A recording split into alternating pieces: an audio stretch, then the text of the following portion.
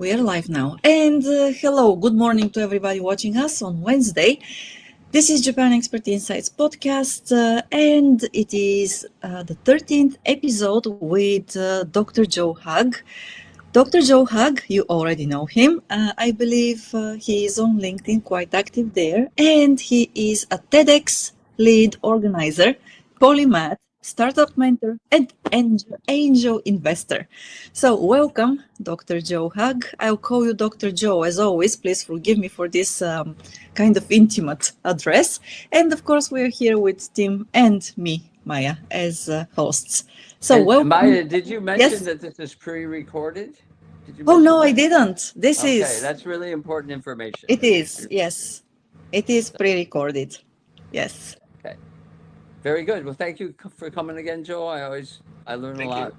from these sessions, and I want to keep getting more eyes on it because I think it's a lot of people will find it really interesting and useful. So, Great. and with Great. that, shall we get started? Yes. All right. Joe, you're up, my friend. I thought we were going to hear some music with our. No, not today. Not today. Not today. I like the music. Yes. Right. Well, we might be able to bring some of that music back. Maybe the music, right? Yeah. Yeah, Okay. yeah. Like, Just to get things started, right?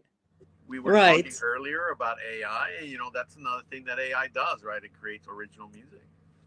Yeah. Well, I have some original music too, so we could change it up, Mai, if you want. And Yeah. Oh, I we won't can charge you, and definitely I so. won't charge you any money for my music. So Yeah. Like play That's the guitar, like an intro.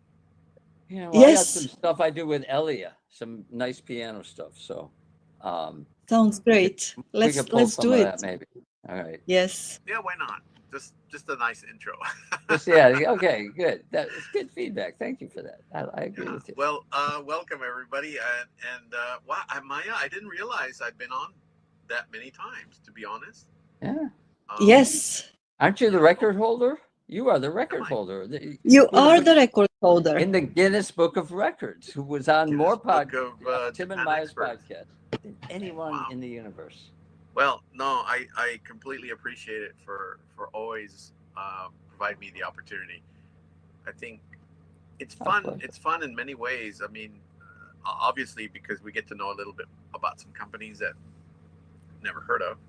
But the other thing too is it's sort of a way for us to, and then when I say us, it's myself and my research students, to share with everyone what we have been doing, right? The little things that we go out there and get accomplished. And in this case, it's the research we conduct with Japanese SMEs, uh, which we have identified as hidden champions. Now, as some of you have already heard in past episodes, and if you have not, because you're joining us for the first time, a hidden champion is basically in our definition of it is a small company that is relatively unknown.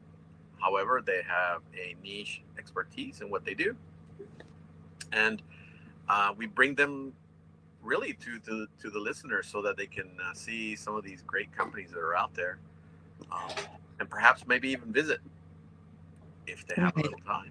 Uh, that would be something different, right? Like instead of going to the typical tourist spots, Mm-hmm. find some of the hidden champions and visit them. They would love that. They have those in like industrial tour groups. In fact, they Yeah, were having those. They were doing that back in the '80s. My professor at ICU did it, and he would bring them, but he'd bring them to a shrine, and then I think they go to Panasonic. And so, I mean, it was a big deal, and that they would actually study. Back then, it was lean manufacturing, so that became the thing. But the Hidden Champions tour, yeah. yeah, maybe hook up with somebody, Mac or somebody, and offer that as an option. That might be interesting. I think we've hit upon an idea. Yeah, there we go. Right, and live in front of the world. That's right. So I don't mean, steal it from us. Yeah, yeah, yeah, really. There's a gap. Yeah, there's a market a hole to opportunity. fill in the market. Yeah, yeah. There might be. Uh, Yeah, that's a no nice doubt. aspiration. Yeah. In fact, it reminds me, and sorry, Maya, before we jump into the main topic, it reminds me about a year and a half ago, South Korean university came to visit our university here in Japan. Yeah. And they were here for 5 days, and during their 5 days, I think 2 or 3 days, they did that. They had to arrange their own schedule ahead of time before they came. So, but they arranged this tour of themselves to visit these companies. And the biggest challenge was most large companies. Unfortunately, they chose large companies. I say unfortunate. They were happy, but Yeah. their biggest challenge was that many of these large companies kept saying no. Oh, Because of the sheer volume of students that were coming or Oh. hoping to come. Yeah. So we're talking about 30, 35 students plus professors. And, I see. right. That's a Most bit large hard. companies don't have that space. Believe it or Right. not. And they don't really benefit from the trip that much. Right. And you have to give up resources, to make sure they follow the rules and all that. So It's interesting, Tim. Yes, you say that they don't benefit from the tour that much, but I think that in the long term they actually do, because the students they remember that they were there, and if they learn something, then they go back and they tell their parents and their friends and their colleagues that they have been there, they have learned this, and this, and then the name of the company becomes exchanged, let's say, or let's say spread by word of mouth. I And would agree with a smaller company that isn't well known, but a Mhm. big company that's already well known, that's minimal benefit. They're already a big Right. company. Okay. Yes, that's And a good point. a smaller company, maybe, long-term PR. To me, PR is the only thing they're going to get out of it, but they're going to have to use resources. But that aside, I Mhm. felt always privileged because I toured many Japanese factories in the U.S., and Japan. But I always felt very privileged, but I always realized they assign people to escort them. Right. So, which is why I was appreciative. So, but They that's a usually great have to. idea, though. I like the idea. Yeah, it is a good idea. Yeah, and they have to assign someone that, well, in this case, would have had to have been bilingual because Yeah. You got to students have from South Korea. exactly. Yeah, well, if you ever need a bilingual person who's really good at manufacturing and her English is perfect, guess who we know, Maya? We know somebody who could probably do a really good job. Really? Makiko-san. Mhm. Makiko-sensei.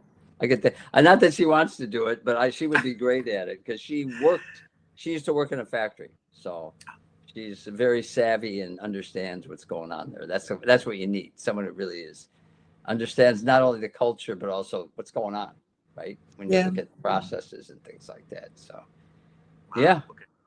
Those are, Volunteered on air. yeah. Now, Yeah. hopefully we can get started here soon. I'm having so Yes. much fun with this diversion we're having here, but yeah, Right. go So, ahead. I won't. Yeah, so you will. the story, those students from South Korea visited. Part of their tour, their 5-day tour, was visiting these large corporations. Now, that story came into conversation about 2 days ago. I was having with a special guest and who comes to Japan often. He's with it in an international university. They have a program here in Japan. I'll just keep their university name incognito. Yeah. But he sent me a message and says, "Hey Joe, I'm in town. Let's chat." So we chatted, and one of the pieces of our conversation was about setting up a potential program for university students who want to come to Japan and study. But what attracts these students aside from maybe just wanting to be in Japan? And one of those things is learning about Japanese manufacturing processes and the skill sets that they have and things like that. And I told them, I said, "Oh, you know what? I'm researching hidden champions." So we've got this long list of companies that we could certainly set up a tour for any potential group of students coming. So anybody out there listening, if that's something that you're looking for, please contact Tim, Maya, or myself, and we'll do something. We'll Yes. get you something, yeah. With Oh, that nice. Yeah. said, let's jump into our hidden champion for today. Sure. Maya, can you show us the first slide? So here we go. And I put many words here onto one slide, but yeah, 40 years of adversity. And now, of course, this is really a story of resilience in many, many ways. Obviously, anybody who starts a company, no matter the size, it takes a lot of resilience, right? A lot of overcoming hard times and people calling you crazy for what you're trying to do, but then making it successful. That's the other thing, right? Getting people to pay you for what you do. It's really Right. tough. And this is a Right. story of this company.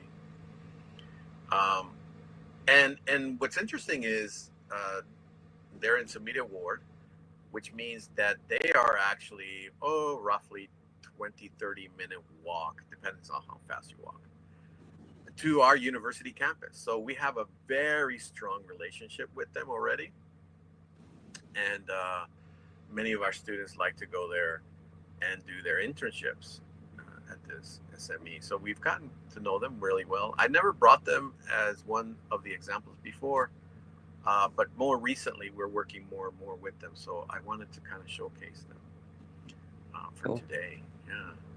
So a little about the company. Next slide, please. Yes. All right. So established in 1978. So, they're about to hit 40 years old. They specialize, and Tim probably knows a lot about this. They specialize in very, very niche metalwork and small metal parts for bigger machines. Right. That go Components. yeah, components. There you go. That go into other kinds of final products, right? And if you look at the bottom, they've only got 48 employees. So that is so standard in the research that we've been doing with hidden champions, that they're really, really small. And I've mentioned it before in these recordings together with you both. It is important that young people look at these companies as potential places to go work, because they're going to count on you. They're going to have to trust you, and they're going to give you the autonomy and the leadership ability to lead your own projects, take ownership, and for them to really count on you as part of the company. And rather than these large corporations where you're just a number. You're a number. Exactly. Exactly. Right. Yeah. You're the guy giving the tour. Yeah, I just feel like people don't understand. When Japanese manufacturing it's manufacturing, it's systems, it's process oriented, but everybody, not everybody, but almost everybody approaches their job as if they are a craftsman or a craftsman. And maybe we need to coin a new word, crafts manufacturing or something, because it combines those elements of craftsmanship and commitment to quality with the tools, which are the processes that they set up on the lines. So that's why I love seeing how the Japanese do it, because it's the factories are beautiful. You can eat off the floor on some of them. They're like amazingly clean. Tim, I was about to ask that question to both of you. I was going to say on the top picture on this slide, what do you notice, right? Like most people would say, yeah, small, manufacturing area. But I was gonna ask, and then I wish for somebody to say, yeah, look at that floor. Yeah. Look at the floor, and everything on a rack. That's where it's supposed to be. Everything has a place, and there's signage that tells you what belongs there. So even if it's not there, what's supposed to be there is not there. So it's all visual. Everything is visual, and it's user friendly for everybody who works there. It's just amazing, and it's high impact, low cost stuff, very organized. Right. Yeah, very low cost if you just take a little bit of time, right, Exactly. to make that. Okay. Tim, Maya, it's going to look like I'm shifting topics, but I'm not. I will link it. Okay. But Tim, Maya, do you like food? Food. No, I don't like Yeah, food. you don't like food. Yeah, of course you do. Right. Food. Yeah, You food. Yeah. right. Yeah. Now, we all know Japan is quite famous for taking foods from around the world and really improving upon them, right? And Yeah. making them Yeah. so much better sometimes. Yeah. Yes. I love, for example, some of the Italian dishes that happen to be really, really delicious here in Japan, or Yes. even some other worldly foods. Well, last night here's an example. Last night I had a meeting. I had to go meet a former client that I knew, and he's transferring to another company, and we're just kind of celebrating his new move because it's kind of a promotion for him anyway. And we're in this restaurant, and I believe the station near is Ichigaya. I may be wrong, but I think it was Ichigaya. And I'd been there before, but I'd forgotten the first time because the first time I was actually late, and I just focused on. Oops, sorry, I'm apologizing to everybody. I'm late. But the second time was last night, and I got there on time. And as I got there, then the server came, and a young man, maybe in his early 20s, and then he starts explaining the dishes to us, right? But at the same time, a couple of us were in a deep conversation about this. Oh, why did you change jobs? And are you looking forward to your new job? And somebody elbows us and says, "Shall we listen to the presentation?" Hint, hint. He's on stage. Have some respect. Yes, exactly. Right. So, okay.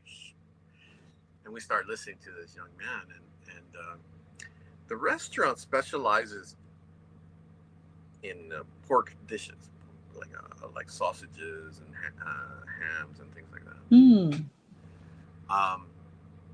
And he takes his long curved, I don't know what they call it, a knife or something, and to scrape the giant dry cheese block. Oh, gotcha.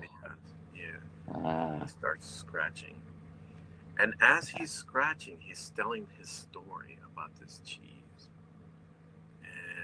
And then he starts pointing out the sausages, and he's telling us, this one has been aged for 2 years, and this one's been aged for 5. It originates in this region of Italy, and he goes through this whole ceremony, if you will. Yeah. And at the end, somebody wisely said, he loves what he's doing so much that he has it memorized. Yeah. It's coming from his soul, he's wow. Yeah, just from a cheese and sausage place, I thought to myself, I would never see that in my own country. I don't think anybody would take that much pride. Yeah, I mean, maybe at the super high-end places that serve seasonal dishes, but you're right. Even if we have it, it's probably pretty rare. And here's the other thing. I think as a whole, the Japanese put a lot of value on what they call sozai, the original ingredients, the base ingredients. So that has to be quality. And they like to taste the ingredient. They don't like to kill it all with sauce, And I think that's another reason for why their food is so good. Like, good ingredients is like a must. It's the foundation of all the food they serve, right? And I love the story. It just shows how detailed he's a craftsman. He's in food. He takes his craft seriously. Yeah, and I think that there is also one more point there in this story, that a lot of Japanese people here, they identify themselves with the work they do, with the Mm. company they work for. So there is a very strong cohesion between the individual and the company itself. So, and I think that in this sense of the word, that person who described the food and remembered everything and explained it to you, he also had that strong connection with the company he was representing and working for, even though he was still so young. Yeah. Yeah. I mean, And yeah, certainly. Yeah. yeah. Every, I was just saying, every chef, everybody who runs restaurants, I know a lot of people, Japanese, who are chefs or run restaurants, and their meaning in life is looking at the faces of people eating their food and enjoying it. Like, they all tell me that's nishi. They don't like to cook for themselves as much as they like to cook for other people. And so I also feel the passion. You got to yeah, love the passion, right? you have to. So, And like you said, Tim, maybe in other nations, we could potentially find such service and attention to detail, but it would be more of a higher class exactly. establishment. In this case, it's a kind of a chain restaurant. Right. You wouldn't expect that, you know. Yeah. Right. But in Japan, you do, because their average service is very high. It's a very high level, very high compared to my culture, which is all over the map. So Yeah, we have a wide bell curve in America. Japan's is pretty tight and kind of pretty up on the tight. high end. Right. Yeah. So, yeah. Wow. So I mean, you know, whole circle coming back around to this company is that um, they also have established a culture, and we'll talk about it in a couple of slides later. But they've established this culture of professionalism and taking accountability and leadership and developing the skills to be innovative and creative.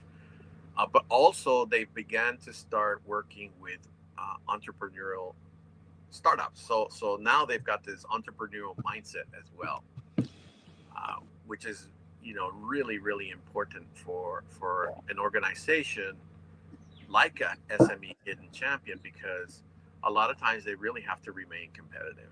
And one way to be competitive is to be like an entrepreneur, be able to pivot uh, when the need arises. So yeah, um, cool. All right. Well, So interesting comment. You said 48 employees, right? right. So I read this, Malcolm Gladwell. It was in one of his books. I can't remember which one it was. It might have been The Tipping Point. But he talked about Gore. They make Gore-Tex, Mm, and that they had a policy, and this is maybe kind of an old book, but it was based on data. They made certain management decisions based on empirical data that they had, and the data said once you grow a group or a company beyond 50 people, it becomes very difficult to manage the relationships. And according to Gladwell, they intentionally would, when they would build their business unit, factory or whatever they were making, their parking lot had 50 spots. Like for the employees, there were 50 spots allocated for the employees. And once they went beyond 50, they started thinking about reallocating. I don't remember the details, but I remember 50 being the magic number. And once you get beyond that, human relationships get just way too complicated. There's too many variables, and it is just kind of just the logic. So I think it's interesting that they have under 50 people and how effective they yeah, yeah, and in addition to numbers, I think as a kind of an opinion is what really drives their success, aside from the size where they're flexible enough to do the things that they have to do, is the open communication. It is so vital. Yeah. I've been in small teams where it's all bottleneck and nobody talks to the next person, and you're thinking, gosh, we're small enough to be able to communicate. Yeah. What's our problem? Yeah. Communication is Wow. really really vital. Yeah. Leadership is a big factor. You need leaders. who can make sure that communication happens, you know, Yeah. you know, so. Yeah, and you have to establish also the systems for communicating, because if you do not establish the system in the beginning, that culture is not going to be created. Leaders are there to, I believe, to look at how they can do that. But at the same time, you need to have some protocol for communication. And the point is, of course, that if you have protocol, then, you run the risk of becoming too too standardized. And once again, if you go too far into this, it may be counterproductive too.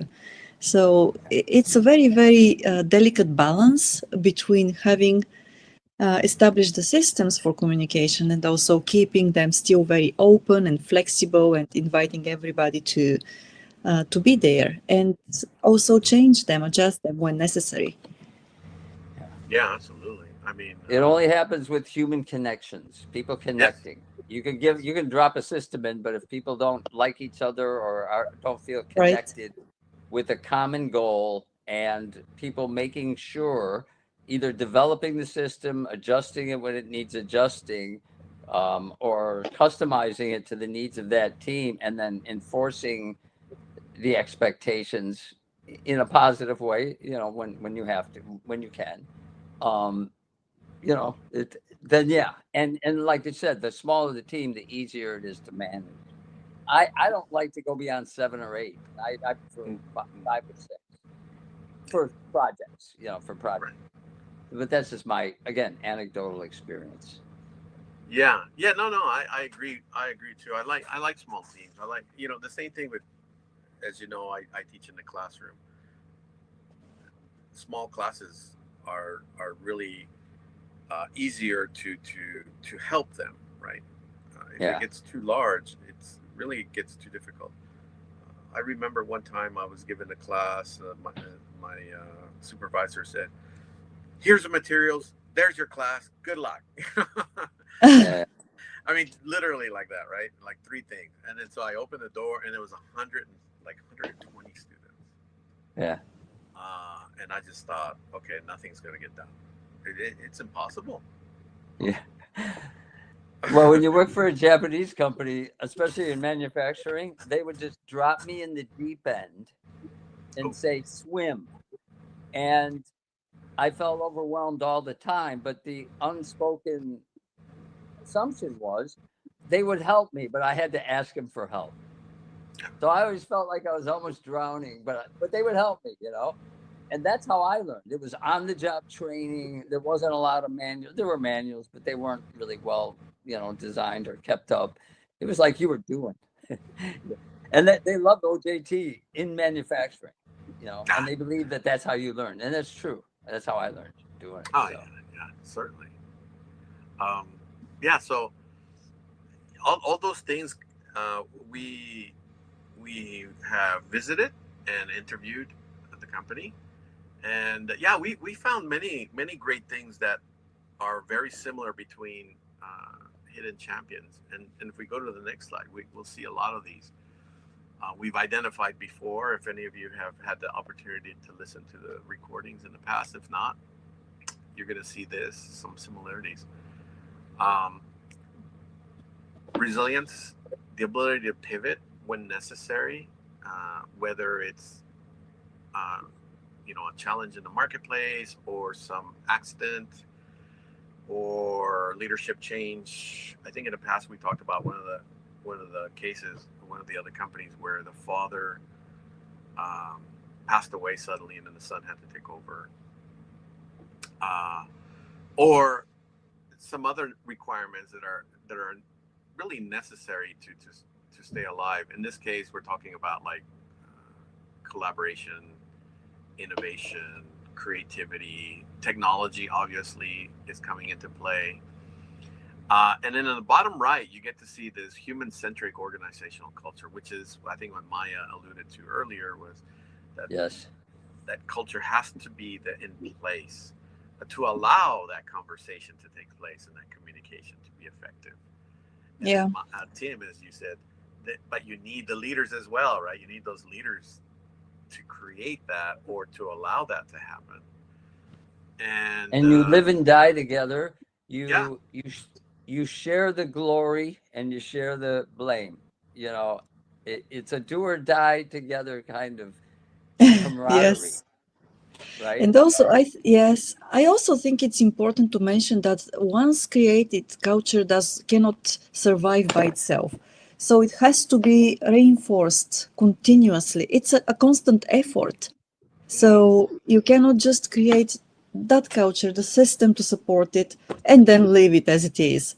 So it's a constant effort, and many people do not realize how much energy and how much time it requires to maintain. But at the end of the day, it really pays off. Yeah. yeah. You know, another thing too, and it's on the top left where it says strategic pivot and resilience. Something that I learned over time, and then I passed down to startups that I talk to, because we're talking about entrepreneurship as well, is that there is an important lesson to learn from failure, right? So uh, if you create your own startup, or you try to do something on your own, a project or some other kind of challenge, and then you failed from it, hopefully you learn from that. But it's the people who have rarely failed or never failed. I don't want to say that nobody fails, but you know, you rarely fail sometimes, that you don't build up that resilience to overcome. And you're not trying new things. Right. Like you just kind of give up and say, okay, well, I'll never do that again. Do the safe thing. Do the safe thing, right? Right. Yeah. If you look at the story here, it says, they had a fire, factory fire, like destroyed most of everything. And during our visit, when we visited there, we took all kinds of pictures. One of their machines that they use cost like $1 million. It's like this really precise machine. And they've got a couple of different ones. They don't all do the same. They have different specialty, these machines, that they can do different things. I cannot imagine if I was, the president, had a huge factory fire and lost $1 million machines. Yeah, imagine that. Would I have the resilience to go back and say, okay, oh yeah, sweep up? yeah, Do it would be again? easy to give up. It would. Right? Yeah, yeah. It's like, yeah. the gods are talking to us. Yeah, this wasn't meant to be. Yeah, yeah. Right. That's amazing. Yeah. Yeah, and however, they went back. Started from bottom up again. You could see that they only had 5 clients at the time, and now they have over 4,800 different clients. Yeah. Right. And I was going to say, the early 2000s. So you're talking about custom rapid prototyping. I was with the company, and we were in the early mid 90s, and at the time we were state of the art. It was a really small company though, and we used to do. It was the infancy of 3D printing. They didn't call it that. We called it SLAs, stereolithography apparatus, and the material you used was decided. There's only one material you could use, but it was solid modeling by CAD. Before then, it was all flat, 2-dimensional kind of blueprint software. Right. So we were like the first to have solid modeling. And so we could do these rapid prototypes just to show our customer what it would look like. And that gave us an advantage. But it was still a clunky thing, and it wasn't what it is today. So if they're doing this in the early 2000s, then they're right at the forefront of, I don't know whether they called it 3D printing back then, but when you look at the next one, 3D printers and CNC tools. So they graduated into that. So they were ahead of the curve at that point in time. That's what so in a sense, they used the devastating fire to kind of start from a blank slate almost, and go in a new direction. Like the Chicago fire had burned down the city, which was a horrible tragedy, but then they built the world's greatest skyscrapers because they had a clean slate to start from scratch, So that's kind of the metaphor in my head of what this company did. They pivoted because they had to after this horrible thing happened. But they were right at the beginning of a new technology, and they saw the future, like they saw how important it was. That's amazing. Yeah, I mean, like you said, how easy it would have been to just say, "Okay, we tried it, boys." Yeah, Good luck. yeah, yeah. Good luck. And Uh, and the human-centric leader doesn't think about himself or herself. They think about all the people underneath them who will lose their jobs. And there's also this very strong sensitivity that they must keep people employed at all costs, which means downturns. They don't like firing people. They don't like laying them off. It's a loss of face. It's kind of your family. And to me, that's the core of the human-centric organization, because it's coming from that place.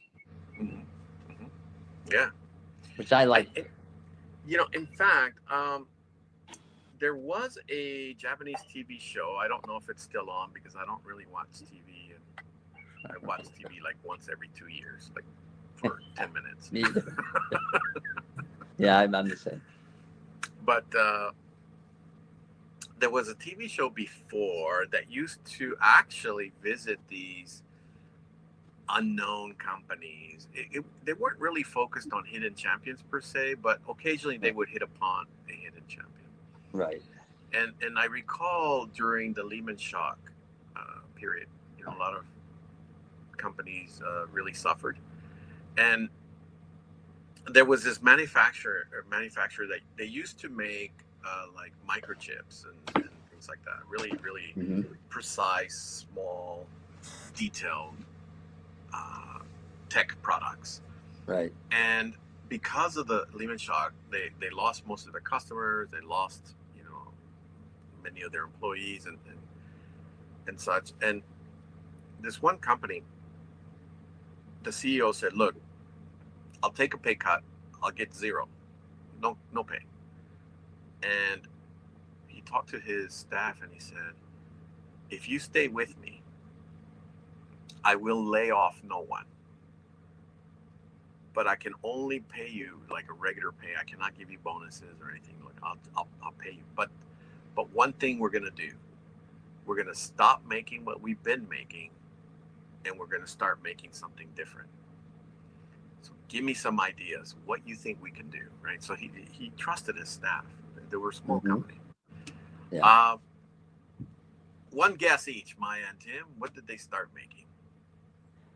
So are we talking about this company here? Not this one, a but different that story on that TV show. Oh, come on. We have no clue. Come on, how could we guess? No clue, yeah. Just anything.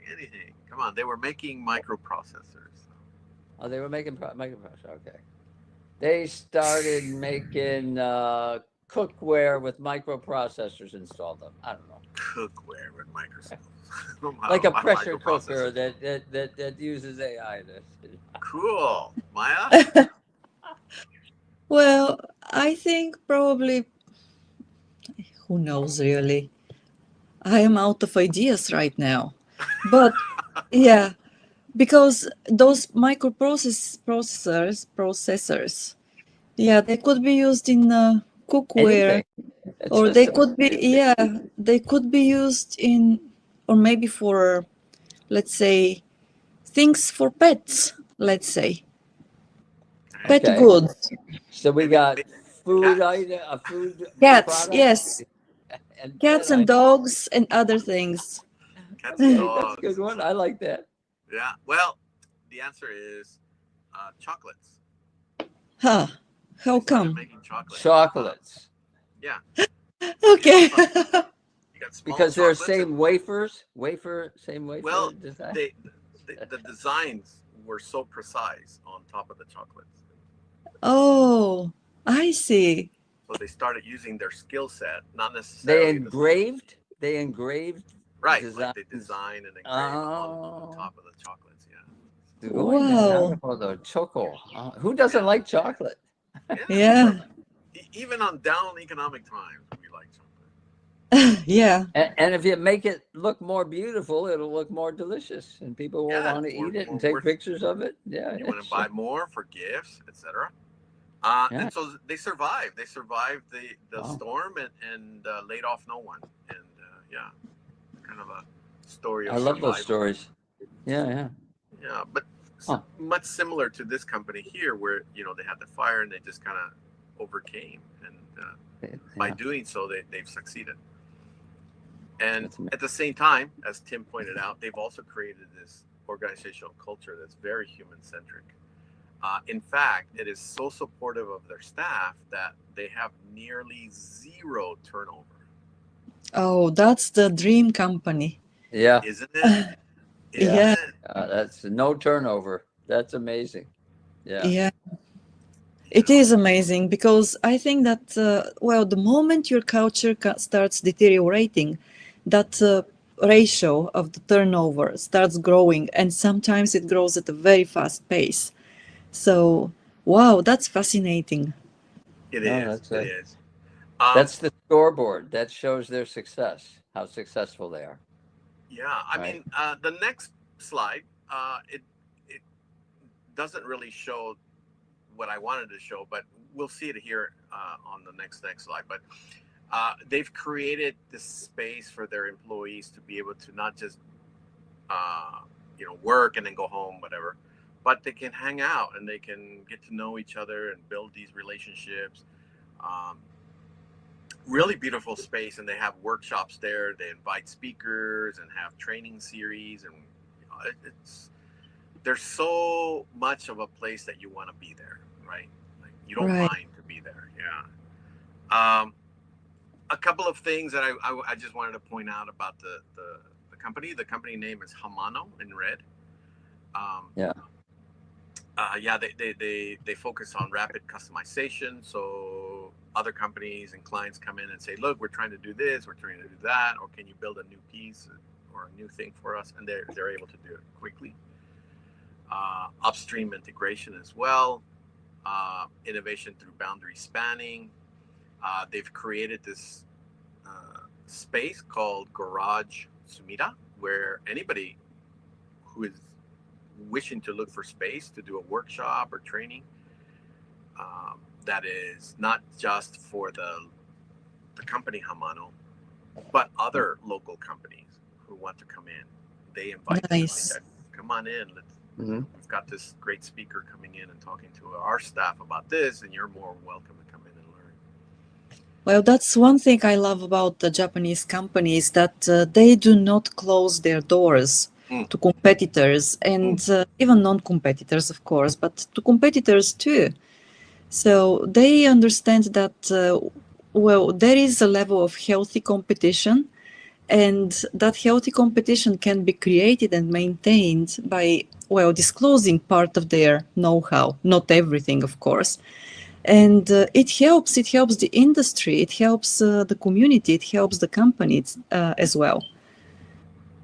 yeah, we actually, if you recall, we talked about the soap company. Yes, Remember? Yeah, yes, it was the same thing, right? yes. They brought And I in. saw it, yes, yes, at my previous workplace, that the same thing happened actually. We organized seminars and workshops for companies that actually were competitors in the industry. But they would come to the seminars, they would also come up with ideas for other seminars in the future, which they thought that might be helpful not only to themselves, but to their competitors as well. So this was really something that I learned. It was counterintuitive for me coming from the Western Hemisphere, because there we think that everybody else is a competitor and we have to Mm, stay away from them and not disclose anything. mm, But yes, here it's the other way around. mm, mm, I mm, feel like the Japanese, like, they don't want to be the only player in the market. They want to Hmm. dominate other people. They want to have bragging rights of having the great market share of whatever their niche is, right? So that's why I think they like having competition. They still want to be ahead of them. They're still very competitive, but they know they need them. Yeah, They need each other to keep that competition. yeah. And very Tim, high. Tim, I think you mentioned in one of the previous podcasts that no one of us is smarter than all of us. Right. Mm. None of us is smarter than all Oh, of us. Yeah. right. Yeah. Yes. Yeah. Yep. Well, I was going to say Hamano. I mean, they're making single unit production that's customized and it's rapid. Oh man, those are high value products. I mean, those are high margin products for sure.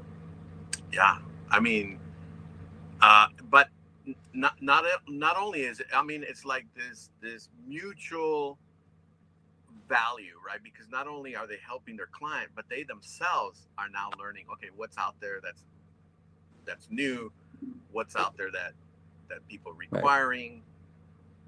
What's the Yeah. trend? So they're at the edge of Right. Yeah. the Yeah. changes that are happening because they're being requested to make these things, right? Yeah. Yeah. It's just interestingly, a friend of mine who I used to work with when I worked for JMAC, Japan Management Association Consultants. And he now is vice president of a company that does anime production. And it's outsourced, from not Disney, but all those companies. They might outsource it to them. And his background was industrial engineering, so we worked in factories improving stuff. And he was an industrial engineer, Waseda graduate. He goes into this company. It's a totally different environment. It's software. It's programmers creating anime and creating, all this stuff that we love to see on the big screen, right? Mm-hmm. He used his skills of improving processes and applied it to making these productions, and he streamlined it, and it gave them this huge advantage over other people in the industry doing the same thing. And the Japanese are so good at taking things from one thing and applying it, finding really creative ways to apply it in ways you would never imagine. I would have never thought anime production would be conducive to industrial engineering, even though I did that with my friend for a couple of years, right? So, Yeah. I think I mentioned that before too, but to your point, Tim, there is a company which, its headquarters were close to the place where I live now, but they kept only one of their production facilities here, and they actually moved downtown. I mean, in the center of central Tokyo. Now they have a huge campus there. They have maybe 6 or 7 buildings. While they were working here, before they moved, they were in the printing business, right? And then gradually the business actually with all the digital, media and everything just went down. The volume of the business they could get went down. And they transitioned from printing, they transitioned to actually semiconductors and films for semiconductors. So they basically are now much bigger than they were while they were working here in this area. yeah. So once again, transitioning from, as Tim said, it's just you would never think that it's possible, right? Or it's counterintuitive, but they find that way of applying their know-how and expertise to new technologies as well, and developing those technologies even further. Yeah, I mean, obviously, all three of us are living in Japan for our own reasons. Yeah. Mine certainly is because I love many parts about Japan. Aside from the food, we started the Okay. conversation. We all love that. That's a given. We love the food, but something I tell people who ask me questions about why you stay in Japan or why do you teach at Japanese school, and I say, believe it or not, even though it appears that sometimes students may look confused or they give you this confused look when you say something to them, in fact, students are quite creative and innovative I mean, just some of the things I hear sometimes, I'm like, whoa, I would have never thought of that. You know? Yeah. And I think it's those moments that I search for. Like, they don't happen Yeah. often, but when they happen, that it reminds me as to why I am in education. Like, there it is. That's the reason, because that spark of creativity comes out, and they apply it in a completely different way that I would have thought. Right, whatever it is we were learning that moment. Yeah. No, I've seen the same thing. And we've actually, Maya, we've had this discussion before on previous podcasts, but it's a myth that the Japanese aren't creative. They're super creative, but they often have to work within very tight constraints, whether they're social constraints or physical constraints or resource constraints. That's their genius, is working within very tight constraints and figuring stuff out. And sometimes a lot of the genius is in the low tech stuff. It's in some of the their high tech stuff is great, but the foundation it's built on is the basics, the low tech stuff, and they get that right. They build all that by mastering the basics first, and they build this technology on top of it, and that's why they're so very effective. And when we would have problems in a factory, the Americans would very often come up with $1 million solutions. We're going to build this machine. We're going to automate it all. And the Japanese, one guy, he worked with the operators. They were American operators, but he was Japanese. And their solution was an 89-cent solution that completely solved the problem, right? And in it, Right. it was a brake booster unit, and it had like I forget 5 or 6 bolts on it, right? And I was touring the factory with the chairman of my company, who was an industrial engineer. He was an American, and he was really smart. And he used to point things out to me. He goes, "Tim, see that operator? This operator, she had a torque wrench, and taped to it was a 79-cent highlight marker. And every time she torqued that bolt, it left a trace of the yellow highlight pen on it. And what my chairman said to me, he goes, I know what happened.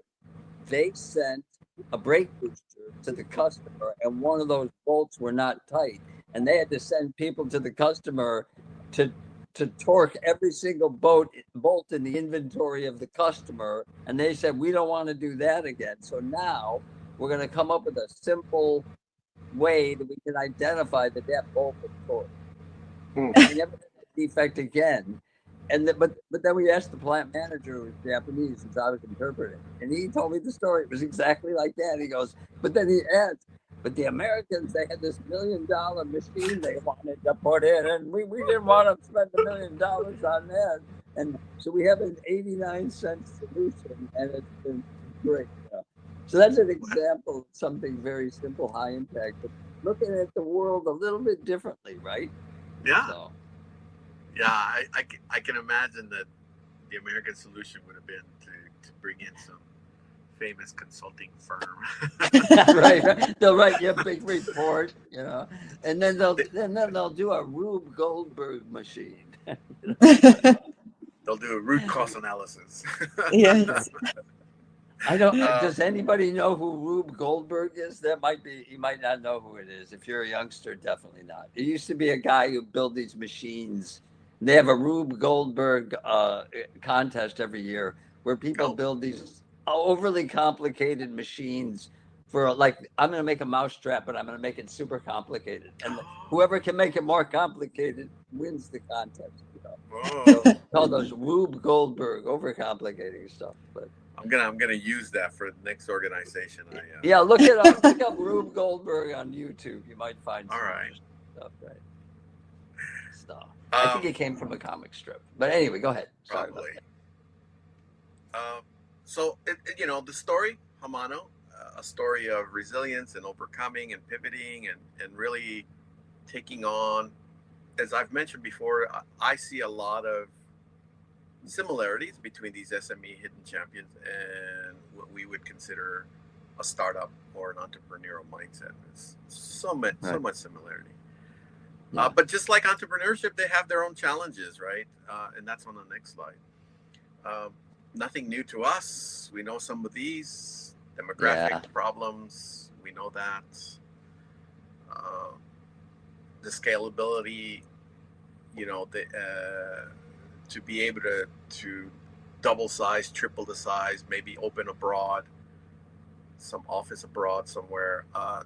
These are challenges that some SMEs are either interested in overcoming or really feel like, no, we're fine, we're good, and if somebody wants to take that on, let them. We're going to stay on our own space. So these are the challenges for Hamano. Nothing really different that other SMEs are facing. Yeah. And the supply chain volatility, it's not like you can get all your material locally. I mean, it's almost, you're almost guaranteed to have to get something from another country, right? Right. That's the risk that you have. Yeah. And then the price fluctuation on those raw materials, right? Exactly. You can't, and they are not like a huge global corporation that has these multi-billion-dollar pockets. Right. So to them, even a small change in price on anything can be tough, right? Oh yeah. The final picture, if you could show us that, So this is the CEO, the current CEO. And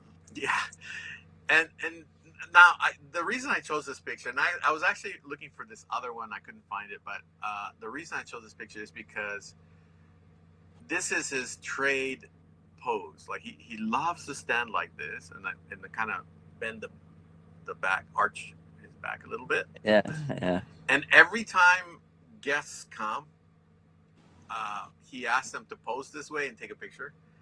And it's funny because he'll do this with like politicians and it's a Superman pose. Yeah, it's really funny. And I think it's this culture of having fun. Right. Yeah. And not just being serious about everything. So even if he's in a suit, he'll ask the politicians and whatnot, okay, come on, let's take this pose, and they all bend back, and it's really fun. The trademark pose. That's funny. Right. Now, as you see his posing, like somebody's taking a picture of him posing, you can see one of his employees also doing the same thing behind. Doing the same thing. Oh, he's doing it. I'm going to do it too. I'm going to photobomb this picture by doing it right behind him. Yeah. So he's well known for this pose now. It's really fun. And this space where everyone's drinking out, that's that share space that they created on the second floor, I believe. Yeah, it was the second floor. Yeah. For their employees, and so they've got these sofas, and they've got a bar. Now this picture is from the bar, so I didn't show the bar, but it's from the bar. And so they have this beautiful bar. I mean, it's really nice. It could actually be like a nightclub of its own. Yeah, it's like really beautiful. And it's got the sofas where you can sit and relax, and all kinds of nice cups and drinks all set up. It's in low light. It's really, really cool. So that's where this. I don't know how often they have these sit down and relax parties, but the employees know that they are loved and cared for, and really they're pretty casually dressed. Some of them they're with blue jeans and t-shirts. Wow. Yeah. Even the CEO. Yeah. So I really respect that, right? And now you see that open door in the back by the clock. Yes. And so they have these. I think it was 3 offices that are rather small, that people can use. Like if you need to have a meeting with a client or whatnot, you can use those office spaces. So there is no administrative section per se, right? It's like everybody is there and has their function, and then if they need administrative space, they can use this space. But it's mostly, hey, we're going to get our hands dirty. We got to go out there and do the things we have to do, right? Yeah. So I thought that was pretty impressive too. That is interesting. Here's a little tidbit. As you know, Japanese tend to have open office. A lot of it comes from the high context. It's just how they like to lay things out. And so many Japanese companies implemented the open office concept in the U.S., in their U.S. operations.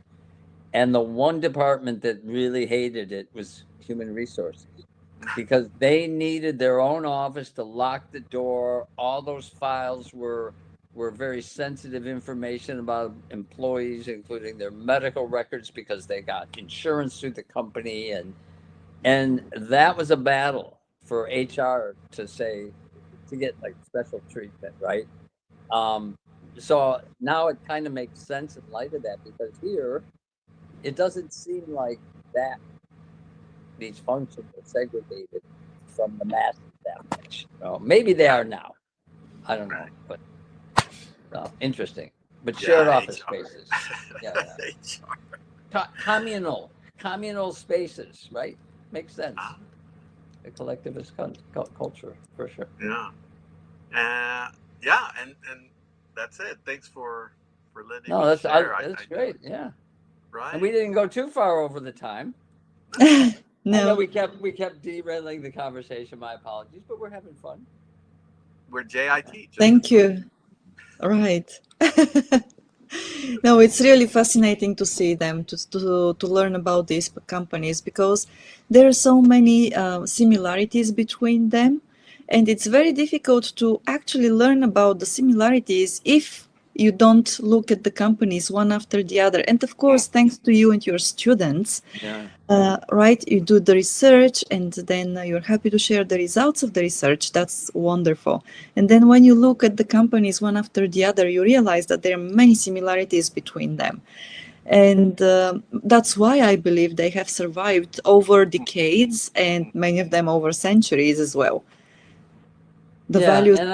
And I think those similarities are underlining anchor points, very. But what I find so interesting, and this is where nuance of the real world comes in, as you both said, there's similarities across the board with these companies, and yet they're all uniquely themselves. Yes. Like they all have their own little unique cultures, but they have certain common values and a common foundation, a common outlook.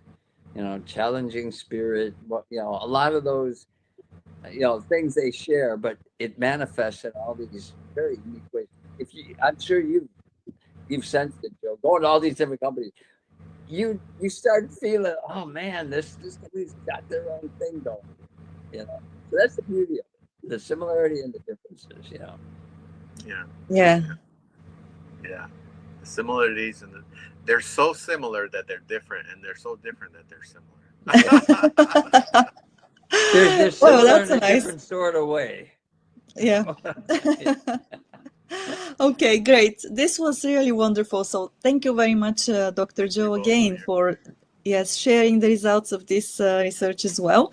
I'm once again repeating myself, but I want to say I'm looking forward to the next episode and learning about the next company you do research about, and seeing how different they are and how also similar they are to the ones we have heard about so far.